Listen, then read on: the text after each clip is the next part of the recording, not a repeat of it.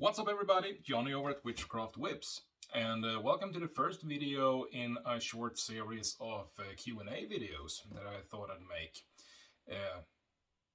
I do get some questions occasionally, and it could be fun doing these videos to answer them. If you're watching this video on YouTube, you might be asking to yourself where I've been, and simple answer is right here in my shop, just doing stuff and keeping real busy. The primary reason why I haven't been posting to YouTube is, for once, it generally takes some time to make a YouTube video, and I haven't really had anything worth talking about, worthy of taking that time to making the video. But I do have my Instagram where I post quite frequently both pictures of whips and general stuff what I'm up to. So if you're only following me on YouTube, it might be a good idea to head on over to the Instagram, which is Witchcraft Whips. Just do a search and you'll find me, because that's where I post some videos occasionally, but mostly photos and just keeping you up to date on what's going on in the shop.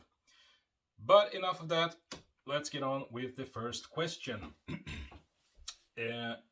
CP_bullwhips asks, when I try to bevel my strands, I almost always cut through or mess up the width of my strand. How can I fix this? Well, don't get me wrong, but beveling strands or skiving or pairing them means that you're cutting a couple of corners off the strand, really, so in order to make a smoother plaiting. And it is quite simple in a way. I know it, if you're new to it, you might have some difficulties, and that's for natural reasons, because you're new to it. But there's not a whole lot that can go wrong if you're doing it right. Essentially, the two most important things, I think, is to be able to really lock your hands together. You'll be having a knife in one hand, and what you want to do is you want to have the strand in one hand, and then keep your hand with your blade connected with that hand, so these hands don't move. If you don't keep your hands together, you can cause slight movement, and that can mess up the strand. So you want to butt the hands or fingers against each other and sort of lock that into place. And also what I do is, as I'm having my strands locked together, I also put my elbows in towards my body. So that way, even if I'm wobbling around, the hands doesn't move at all in relation to each other, that is. So that's one very important thing. Another very important thing is the angle of your strand. Luckily I had one strand laying about. So you'll be attaching your strand to a hook or a vise or whatever, and as you're beveling or skiving or pairing, you will be walking backwards like this. And the anchor point for your strand right here is quite important, because you want the strand to be running over your finger. So the point where the strand is attached needs to be lower than your hands, so that the strand runs over your finger as you're walking backwards. If the anchor point is too high up, I need to go down for that, but that sort of pulls the strand up into your blade, and any movement will mess up the edge. So make sure that you lock your hands together so that they can't move, and that your anchor point is below your hands as you're walking backwards. That's the first question. Chris Farrington asks, I have tried the Australian stock whip and I don't understand the attraction. Perhaps I haven't thrown it right. Can you show or discuss the difference between a stock whip, bull whip, signal whip, and snake whips? Details, please. Glossing over the differences is everywhere. Right. What I'm assuming that Chris wants to know is most people probably know the differences between a bull whip and a snake whip. You know, the snake whip doesn't have a handle, the signal whip doesn't have a fall. But Chris probably wants to know the action in the difference in the action. And that would be highly subjective, I reckon. But if I were to try to explain the differences, how I experience them, a stock whip is generally a quite light whip. You'll have a narrow diameter thong and be lighter. And given the long handle and let's see, the stock whip handle, given how the thong comes off the handle, it's very fast as you're cracking it, and it's, in a way, the handle feels sort of like a magic wand. You know, you sort of flick it out and that's where the whip goes, however you want to crack it. Whereas a bull whip, which has an integrated thong, where the thong sort of comes straight out of the handle, is more rolly, if that makes sense.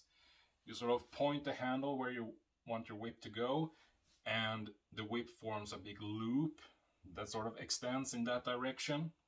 So it's, yeah, I think I would describe it as a bit more rolly, and also a wee bit slower. A snake whip obviously doesn't have a handle, but I would say if you take the difference between a stock whip to a bull whip and go one step further, you end up with a snake whip, because you go from a long handle with a light thong to a bull whip with a shorter handle and a slightly heavier thong, down to a heavy whip with no handle. So essentially the snake whip is a heavier whip, but let me grab one real quick.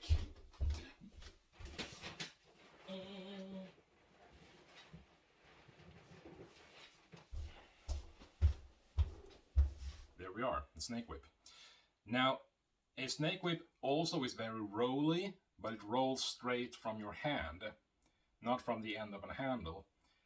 So cracking a snake whip is quite similar to a bull whip, but given that you don't have a handle, you can't really change direction that fast. So snake whips are good fun to use, but they are not the whip for tricks or other fancy cracking techniques. You can do some targeting, put out some candles or cut playing cards or what have you. But yeah, very rolly whips, and a wee bit heavier. And then ending up at a signal whip. A signal whip, as most of you know, doesn't have a fall. The problem with signal whips, to me, is that they don't crack quite readily. And normally signal whips are about 3, 4, possibly 5 feet long, so they're quite short whips, given the lack of a fall. So this is a 3-foot snake whip, so a signal whip would be only this length. And generally speaking, signal whips,